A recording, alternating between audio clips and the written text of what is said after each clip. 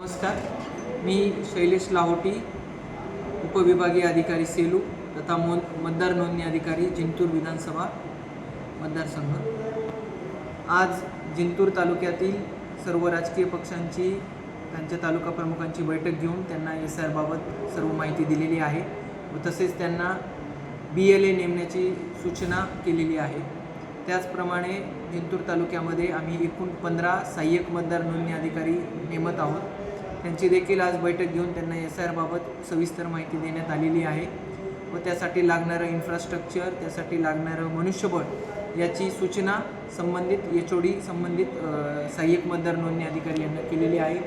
त्यानंतर तलाठी मंडळ अधिकारीची बैठक घेऊन त्यांना देखील SIR मध्ये BLOंना सहकार्य करण्याबाबतची सूचना केलेली आहे आणि त्यानंतर सर्व पत्रकार जिंतूर तालुक्यातील बंधूंशी चर्चा करून त्यांना SIR बाबत सविस्तर माहिती दिलेली आहे व या SIR जे 20 जूनपासून सुरू होणार आहे, ज्यामध्ये 20 जून ते 29 जून हा पहिला टप्पा आहे, ज्यामध्ये प्रिंटिंग डाउनलोडिंग आहे व 30 जून ते 29 जुलै या कालावधीमध्ये BLO घरोघरी जाऊन इन्युमरेटेड फॉर्म देतील आणि जमा करतील।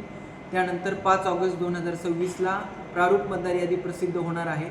5 ऑगस्ट ते 3 ऑक्टोबर या कालावधीमध्ये जे दावे हरकती प्रारूप मतदार यादीवर येतील त्याचं निराकरण संबंधित ERO आणि AERO करतील व 7 ऑक्टोबर 2026 रोजी अंतिम मतदार यादी प्रसिद्ध होणार आहे।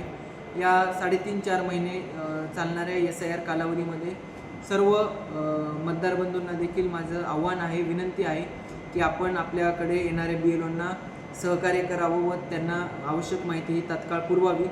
तसेच सर्व यंत्रणेला HODंना कर्मचाऱ्यांना पण आव्हान आहे की या कार्यक्रमामध्ये आपण सर्वांनी सहकार्य करावे व अत्यंत कठोरपणे, अत्यंत व्यवस्थितपणे काम करावे, कारण या कालावधीमध्ये आपण निवडणूक आयोगाच्या प्रतिनियुक्तीवर असतो व या कालावधीमध्ये मी पत्रकार बंधूंना देखील विनंती करतो की आपण आम्हाला सहकार्य करावे व जेणेकरून या संपूर्ण SIRची मोहीम आपण जिंतूर विधानसभेमध्ये अत्यंत यशस्वीपणे राबवू व पारदर्शकपणे राबवू।